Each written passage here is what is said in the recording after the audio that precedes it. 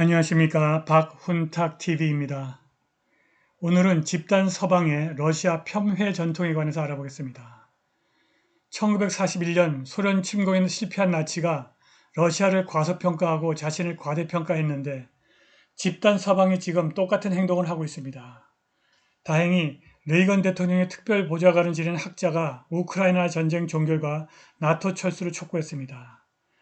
방송 전에 한 말씀 드리겠습니다. 여러분들 잘 아시다시피 제 방송에는 광고가 잘 들어오지 않습니다. 들어와도 단가가 낮은 광고만 들어옵니다. 여기 후원 계좌 있습니다. 자율 구독료 부탁드립니다. 구독, 좋아요, 알람 설정도 부탁드립니다. 7월 11일과 12일에 열린 나토 정상회담에서 집단 서방이 제2차 세계대전 당시 나치의 러시아 폄훼 전통을 갖고 있음이 여지없이 드러났습니다.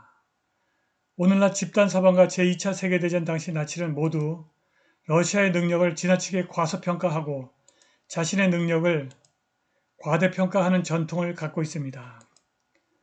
집단 서방의 이러한 전통이 이해할 수 없는 것은 아닙니다.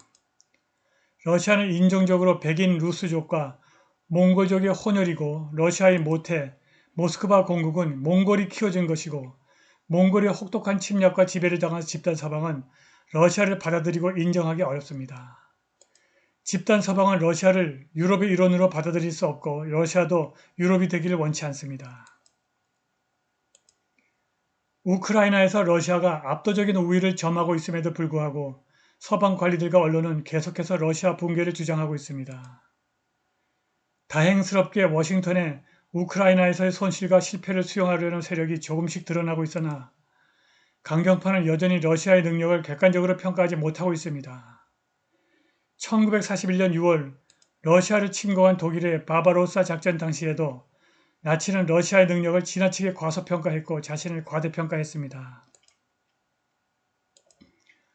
저명한 독립언론인 시무 허쉬는 미국 정보계 전문가들이 상황을 평가하는 방식과 백악관과 게으른 워싱턴 언론이 블링컨과 그의 매파 집단 진술을 무비판적으로 재현하여 대중에게 알리는 것 사이에는 엄청난 간격이 있다고 썼습니다. 이것은 소련에 대한 공격 실패를 숨기는 나치의 모습을 연상시킵니다. 유사성을 더하는 것은 당시 나치 독일의 사령부처럼 오늘날 서방의 관리들이 러시아의 군사적 능력을 경시하면서도 모스크바의 위협을 끝없이 과장한다는 사실입니다. 오늘날 많은 서구 전문가 및 관료들과 마찬가지로 히틀러는 러시아의 후진성을 조롱하는 동시에 서방에 대한 슬라브 볼셰비즘의 위협을 과장했습니다. 1941년 6월 22일 바바로사 소련 침공작전이 시작되기 전에 나치의 선전선동 귀재 조셉 괴벨스는 소련이 역사상 가장 강력한 군대에 대항하기를 바랄 수 있는 방법은 없다면서 나는 러시아 군대가 총통이 믿는 것보다 훨씬 더 약하다고 생각한다. 확실한 것이 있다면 바로 그것입니다. 라고 썼습니다. 독일의 공세가 시작된 지 몇 주 만에 베를린이 러시아를 과소평가했다는 것이 분명해졌습니다.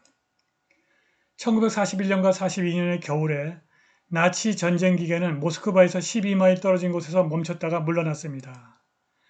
거기서부터 나치가 무너지기 시작했습니다. 러시아의 저항이 예상보다 훨씬 더 강력하다는 증거에도 불구하고 히틀러는 상황을 깨닫기 시작한 후에도 몇 달 동안 러시아의 열등함과 국가 붕괴에 대해서 계속 떠들었습니다. 마찬가지로 2014년 마이단 쿠데타 이후 최근까지 집단 서방의 언론과 싱크탱크들은 우크라이나에서 러시아의 압도적인 우위에도 불구하고 러시아 군대의 실패와 러시아의 국가 붕괴를 줄기차게 주장했습니다. 그런데 여기에 의미 있는 변화가 나타났습니다. 7월 6일 DC의 영향력 있는 저널 Foreign Affairs에 우크라이나의 미국 대리전에서 러시아가 이기고 있다면 이라는 제목의 에세이가 실렸습니다. 이 에세이는 서방 동맹국들이 러시아의 위험한 손실과 가능하지 않은 우크라이나의 승리에 투자를 하고 있다고 지적했습니다. 이 에세이의 저자 레이건 대통령의 특별 보좌관을 지낸 카토 연구소의 선임연구원 더그 밴도우는 정권교체, 민주화, 몰수, 전범재판, 군축, 심지어 해체까지 러시아를 효과적으로 파괴하기 위한 정책이 모스크바를 핵무기에 의존하면서 더욱 강력하게 저항하게 만들 것이라고 경고했습니다. 밴도우는 우크라이나가 전쟁에서 실패했고 서방이 더 이상 우크라이나를 지원하기 어렵다고 인정했습니다. 밴도우가 이렇게 썼습니다. 현실적인 합의는 우크라이나가 2014년과 심지어 작년에 잃어버린 영토를 되찾지 못할 것이라는 것을 의미한다. 상황은 한국전쟁 종전을 위한 미국의 협상을 연상시킨다. 홀로 싸울 수 없는 남한 정부는 그럼에도 불구하고 합의를 무산시키고 워싱턴은 전쟁에 끌어들이려 했다. 물론 젤렌스키 정부는 압력을 받아도 양보에 동의하지 않을 수 있다. 궁극적으로 워싱턴은 자국민을 먼저 보호해야 한다.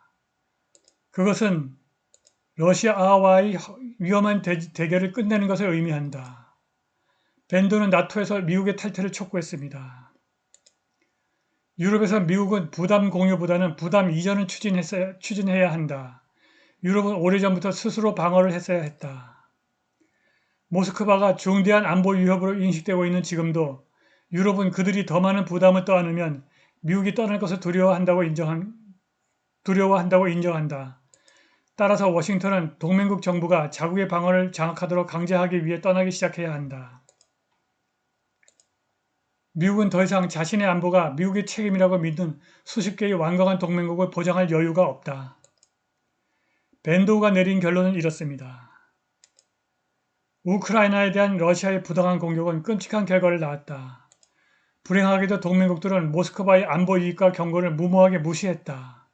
워싱턴은 평화를 찾는 일에 앞장서야 한다. 집단 서방의 러시아 폄훼 전통에 금이 가기 시작한 것입니다. 나토가 소련을 침공한 1941년과 지금의 가장 두드러진 차이는 러시아가 핵 강대국이고 중국이 새로운 강대국으로 떠올랐다는 점입니다. 시진핑이 푸틴에게 우크라이나에 대한 핵 공격을 시작하지 말라고 경고한 것으로 알려졌습니다.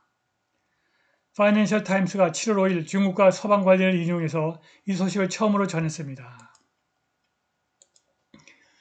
파이낸셜 타임스에 따르면 시진핑이 지난 3월 러시아를 방문했을 때 푸틴에게 이같이 말했다는 것입니다. 전직 중국 정부 관리는 시진핑과 푸틴의 대화를 증언하면서 우크라이나 평화에 대한 12개 입장문에 중국의 핵무기 반대 입장이 포함됐다고 덧붙였습니다. 베이징 현 고위 고문이 이 전 관리의 진술에 동의했습니다. 그들은 푸틴의 핵무기 사용을 막는 것이 유럽과의 손상된 관계를 복구하려는 중국 캠페인의 핵심이라고 덧붙였습니다. 그런데 크레물린은 시진핑과 푸틴의 이러한 대화를 부인했습니다. 드미트리 페스코프 크레물린궁 대변인은 기자들에게 아니요, 확인할 수 없다고 말했습니다.